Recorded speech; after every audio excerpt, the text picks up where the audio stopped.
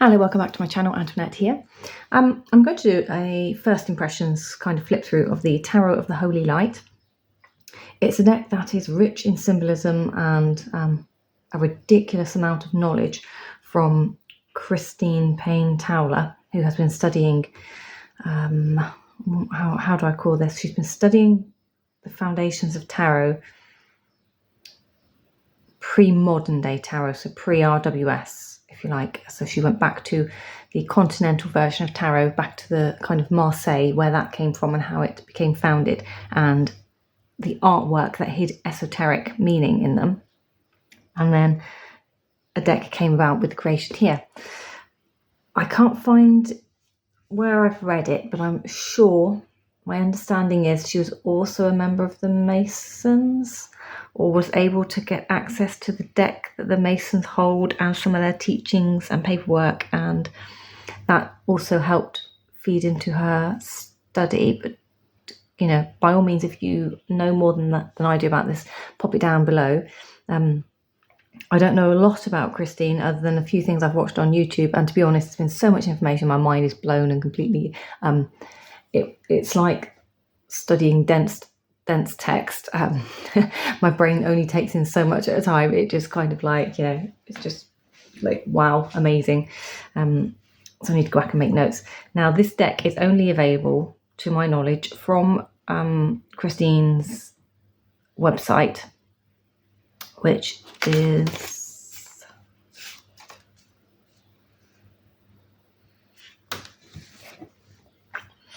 where is it? On here somewhere. So if you can see there, it says norahbrownfield.com. That's what I'm trying to get to focus. NOREHBROWNFIELD.com. And that is the website to get hold of this deck.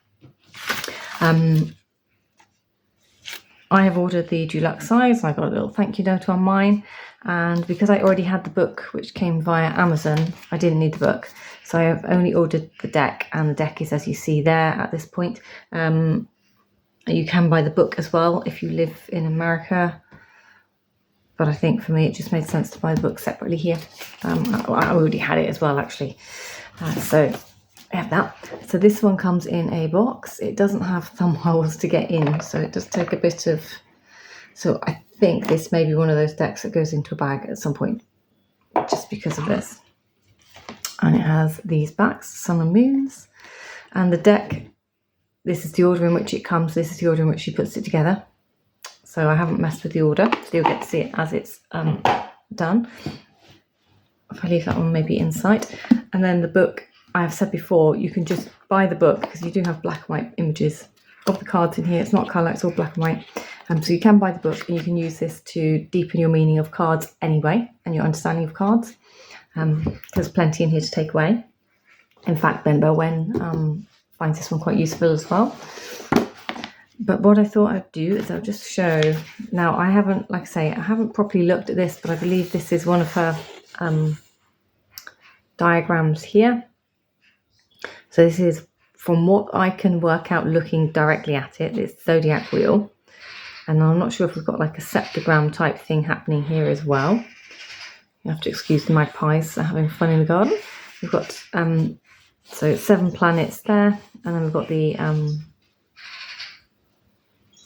3 signs here. So primal air, primal water, primal fire. So I'm not sure if that's because she works in 3s rather than 4s. So that's there. But this is all stuff that, you know, really needs some kind of time spent on it to read. Let me just find the page I want. So, introduction and acknowledgements. Tarot of Holy Light, a continental esoteric tarot, represents the summation of Christine's studies in the field of continental esoteric tarots. By continental, she means from the European continent proper, based in the continental languages and circulating through continental populations. She refers to tarot decks from the first 5 centuries of tarot's appearance. By esoteric, she means possessing all of the occult correspondences that would naturally pertain to a pack of cards with an occult formula that she uses. So if you think of the playing cards, so you have 1 ace to 10, and then you have we now have Jack or Knight, Queen, King. But years ago it would have been Page, Knight, King, no Queen.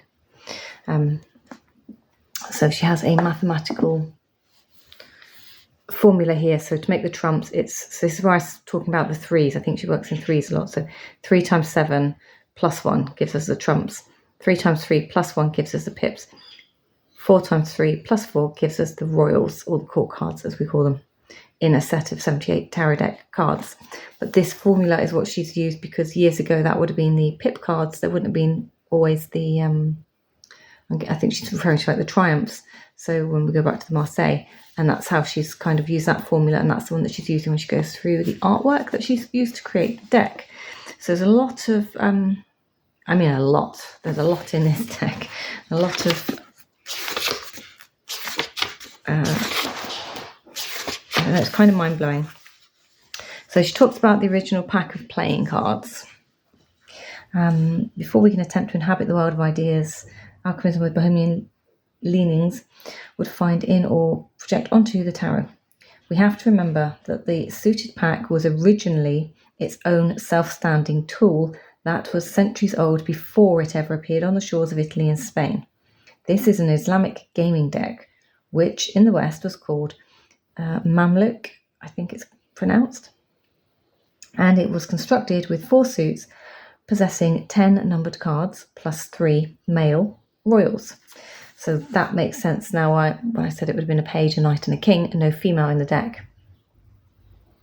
The skeletal structure reflects Islamic Hermeticism, according to Ronald Decker's The Esoteric Tarot. His chapter on the Eastern cards there represents and influences on Let me just start again. His chapter on the Eastern cards, their interpretations and influences on tarot make an excellent starting point for those who aren't familiar with this stage of tarot's prehistory, so the lead up to tarot and how it became what it is. So there's, I think that's part of the argument where I know people argue that the cards are Egyptian in origin, or lots of other parts of the world. So Islam, I suppose, being one of them here, versus those who say it comes from Italy because of the Visconti Sforza. So this is talking about the playing card deck, not tarot per se. So I guess that makes it different.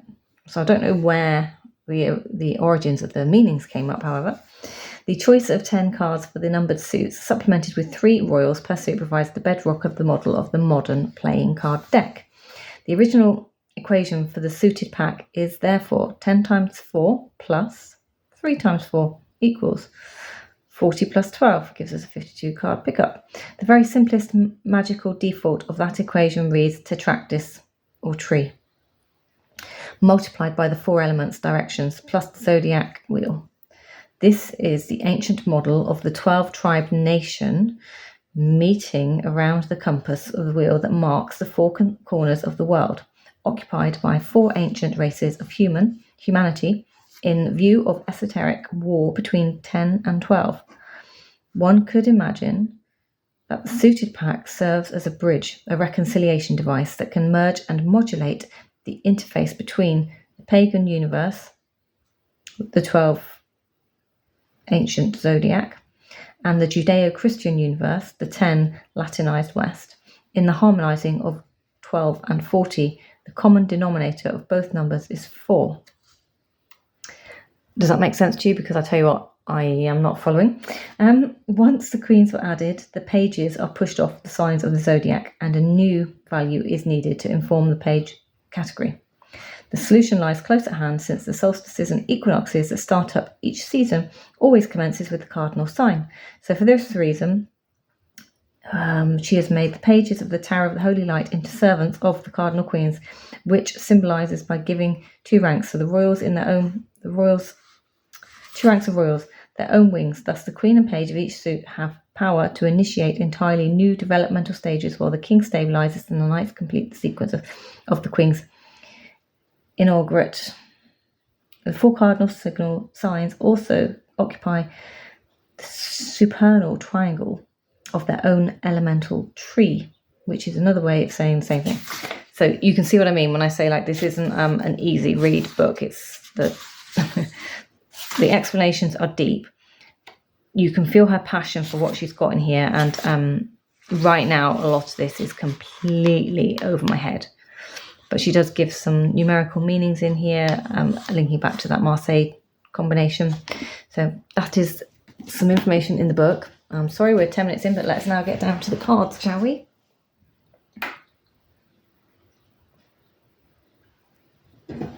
So I don't know how much bigger than the normal standard deck these are. But they have been recoloured. So these would have been black and white images, and they have been coloured, and obviously it's a collage deck. So we have the name of the deck, we have the zodiac, glyph and name. So we're on the King of Swords.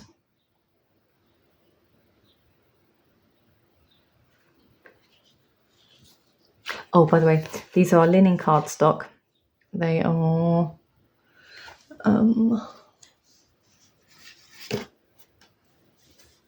no, I don't think I have anything like them actually.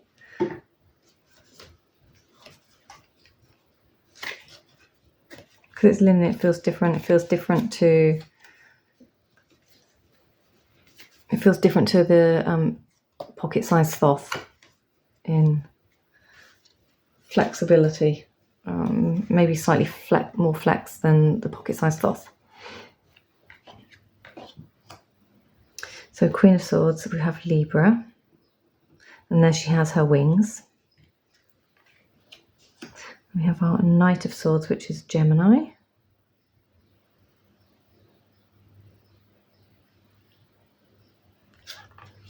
And then for Page of Swords, they're given fall or autumn.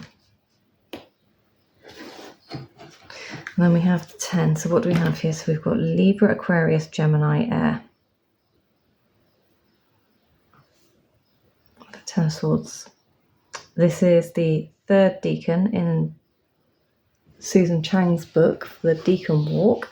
So I think this means that the decans work differently in this deck as well to the ones that work in here. So I believe these are going to be different to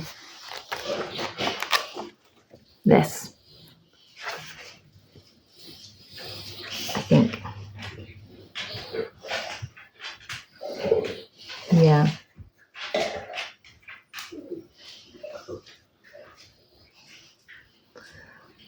Slightly different to this. Okay. So, but you can see the colours and the images are beautiful. So you can read this as a standard Marseille deck if you need to, if this doesn't make sense. And then what we get here is we get the degrees. So we know that she's putting the 9 of Swords in as the first decan of Gemini. But in Susan Chang's book, 8 of Swords is the first decan of Gemini. And then the 8 of Swords looks like the third decan of Gemini. So it is different. And the 7 of Swords is the second decan of Gemini. So 7 of Swords doesn't make it into the Gemini because it's 8, 9, 10. So yeah, it's gonna, I think I'm probably going to need to lay it out in a big wheel to see what's going on with this deck. But it is beautifully made, beautiful colours. Amy, I'll link her down below. Mystic Rose Tarot did a little series on walking through these cards and kind of like learning them. So if I put the link to her playlist below, because it's a good one. And I also had listened to a podcast recently. It's about a year old or 2 years old with Christine talking about her deck. So that's another good source to listen to, and she can tell you, like, you know, listening about her influences on the deck. So of course we're into our quartz. I just want to take them aside. 10 of Wands, 9 of Wands, Here's our 8, which is normally messages coming in. So 7. To me, that feels like barrier. Here's our 6. I think that's a beautiful 5. Again, it's a bit different to what we'd normally see in a 5. We're not really seeing conflict here. Or maybe we are. Perhaps I just need to look deeper into the images. We have 4. 3. 2. And 1. There's lots of kind of sun symbols, which is another thing I really like about this. And then we have our King of Discs. Queen. Knight. And Page. Oh, he's got a bit of a scary face. And for our 10s, we have the Tree of Life, or are we calling that to track this? All these new words. There's one 9. That's very pretty. I was going to say, so you can see the pip element of these. And when she talks about continental playing cards, there's definitely the sort of pip-esques in here, aren't there? I mean, that one most certainly. There's our 5. So that's an unusual. We have a cross. Aries.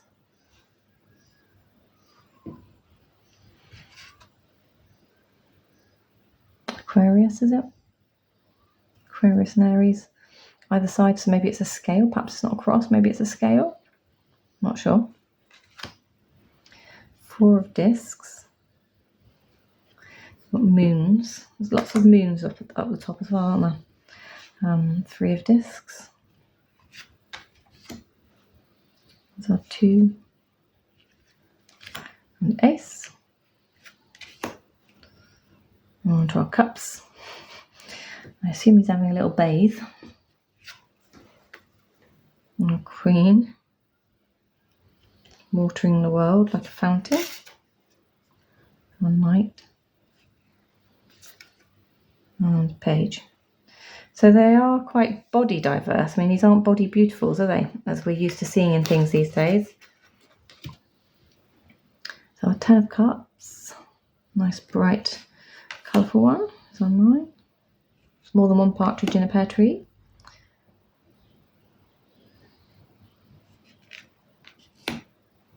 I mean, do you have this deck? Are you using it? And how are you reading it? Are you reading it as, spending time studying it, learning it the way Christine's developed it? Or are you reading it to fit in with your own practice? Because that's how I can see me starting out with this, reading it as much to fit my own practice rather than, because it's going to take a long time before I know everything in the book. Well, if I ever know everything in the book. But that book is so dense to read, I can't sit and read that. It'll have to be as I pull a card and, read up on the card. Okay, so we're going into the majors, and we're starting with the Fool now.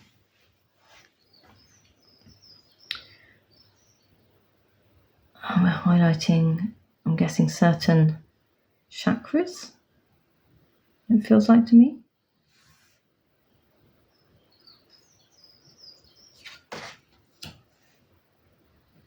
We are calling this one the Magus.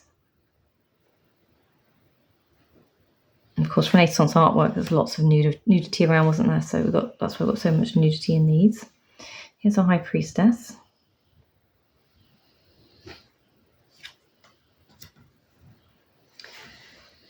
The lady that feeds multiple people at once for the Empress.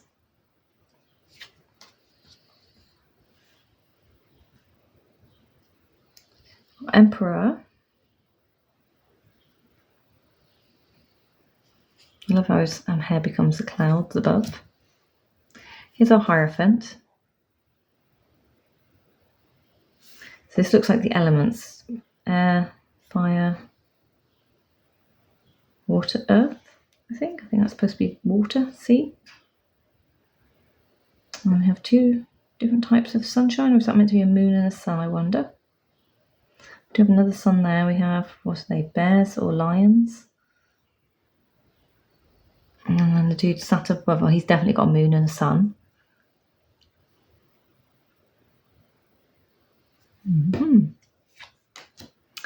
The Lovers, or two lots of lovers.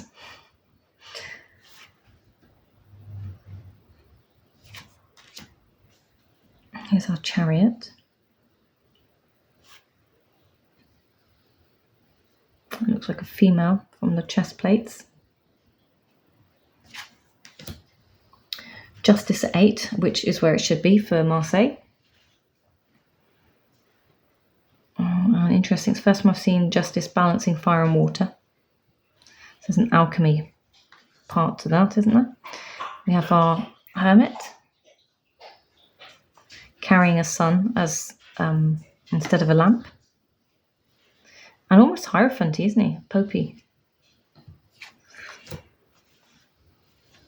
There's our Wheel of Fortune. Reminds me of a roller coaster. And Strength at 11. Again, somebody with leaking breasts. And we have the Hanged Man. So I don't know if you can see this, but it's got the astrological sign there as well. So the Hanged Man being Libra. Here's Death. So that's an interesting one with the background skeletons. It's hard to tell what he's doing. Looks like he's, I don't know, Kiss of Death, do you think? Got somebody's armour here. So is it his armour? He's in a shallow grave. Or is it this guy's armour? He looks like he's about to be thrown onto the pyre. There's a man up there having a little peek through to see what's going on. That's a curious death card. Temperance. The Devil.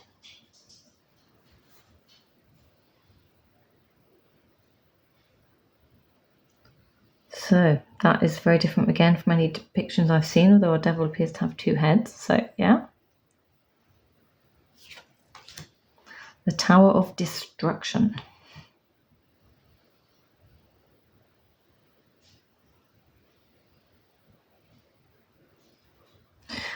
Oh, that's the other thing I just wanted to say.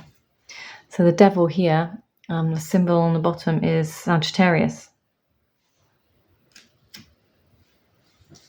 Not Capricorn. Just because it jumped out at me. So I'm guessing they're all different. I haven't been paying much attention. Let's just go back and check the Lovers. Because I know what that one's supposed to be. Oh yeah, the Lovers is Taurus, not Gemini. So they are, again, slightly different. And we have the Star.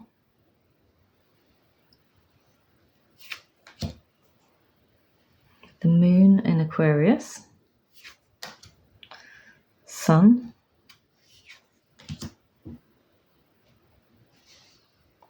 Judgment.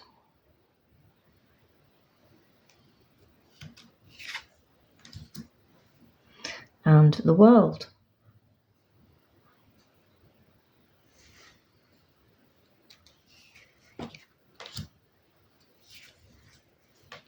With some acknowledgements from Christine. So I was just telling you about the deck and its design.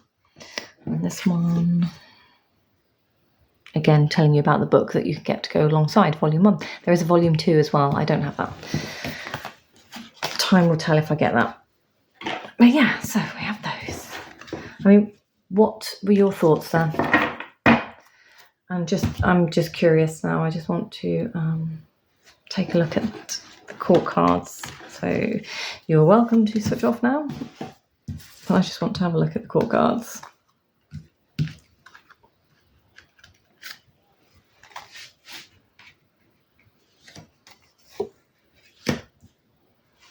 So I think the Wands and Swords, she said about the masculine suits. So I just thought we'd take a little look and see how they fit next to each other. Comparison wise,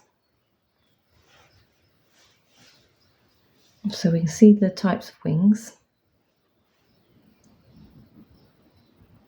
I find it curious, however, this knight to me looks older than the king, although the king has a different beard. For some reason, he just feels older.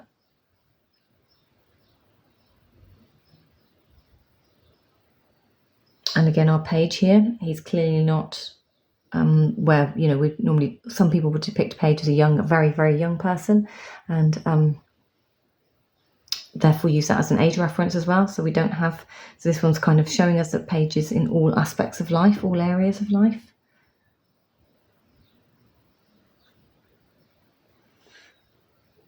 And she doesn't have a sunflower.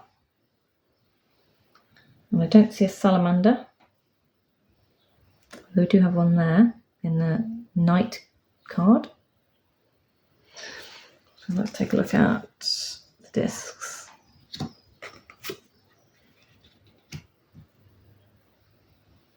I'm putting them down the wrong way around, sorry. Page of discs, Knight of discs, Queen of discs, and the King.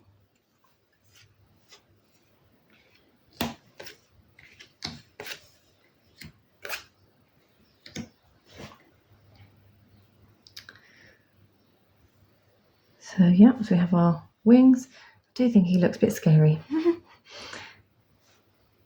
Looks like something that's just come out of a zombie movie. I'm only just in shop. I don't think there's anything there that you aren't missing. Yeah, so that's interesting.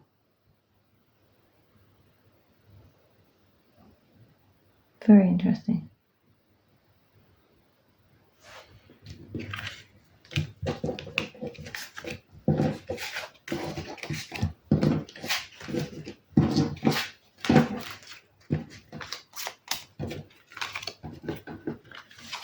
Just want to see the queens, because these are the suit that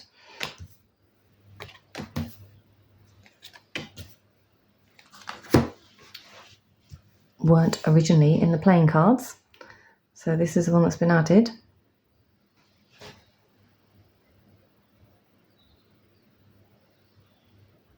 I mean, given that she's supposed to have a lot of power, I mean, yeah, she's fairly accomplished in all of those cards, actually, isn't she?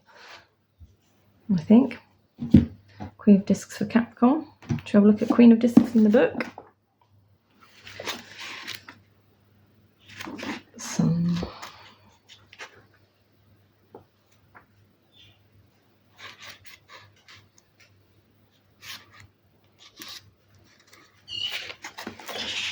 Queen of Discs, Capricorn. So we're talking about this one here. I'm just going to scan this text because, like I say, there's a lot. There's 2 full pages.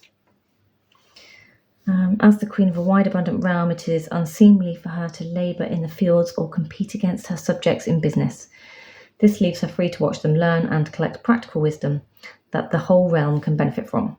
That much is what we think of, you know, queens being the behind every great man there's a, you know, kind of well listened, well learned lady. So she's picking up what's going on in court. Her people use her as a sounding board, and she makes her counsel available to every level of the castle community equally.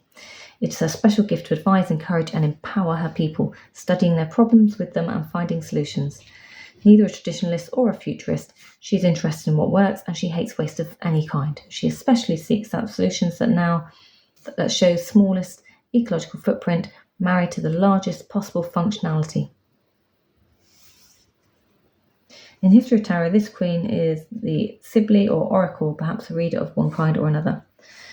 What else do we have here? The sign of Capricorn is the culmination point where all of the goals, efforts and fruits of this half of the year accumulate.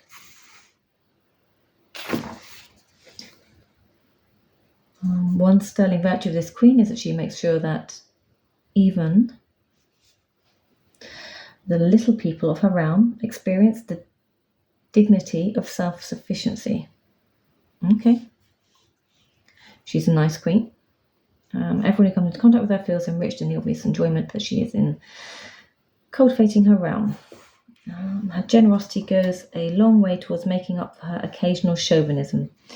So the queen, 10 off. I'm not quite sure what that means. Fosters a climate in entrepreneurial opportunity in which all are encouraged to develop their skills and further themselves, no matter how humble their start. At her most objective and psychologically transparent, this queen is an earthly reflection of Sophia principle, meaning that she has insight into the divine design. She can help people find their place within long cycles of planets and stars, and a special gift for translating the cosmic planet into terms that subjects can understand, allowing them to find stability and even thrive within the preordained shapes of their individual fates. So it does also give you patience, so you do get patience with that as well. Okay. Like I said, it's a deck that you're not going to hear from me talking about this for a very long while. Probably go to my one day for academic learning. But I think it's going to be an interesting one to kind of jump into. I don't think I'll be using it for a decan walk, just because I started with the current system. I've got lots of decks with that system in it, so I don't think I'll be changing what's going on for that, but it could be an interesting extra layer to bear in mind. Correspondences. But be definitely interested to hear from you if you've used it and what you're doing with it, because I know many people are scared off with this deck because it's so deep and so involved and so extensive in the texts for learning. So it would be really interesting to see what you're all doing with it, how you're using it, how you find your way around it, and do you use the app from Fool's Dog or do you prefer to use the book? Because I believe the book has more information than the app, so I do not have the app. I know that Amy said that she had the app, and then once she got the book, she stopped using the app. She found that the book, basically that's what she picks up, that's what she goes to, it's to hand, and she doesn't have to be reliant on a device and what's going on. So there we go, we have Three of Swords. So this deck is probably going to bring up some challenging moments and challenge my understanding, definitely. I'm going to have to get a bit creative. Okay, thank you for watching, and I'll see you in the next one. Take care, bye-bye.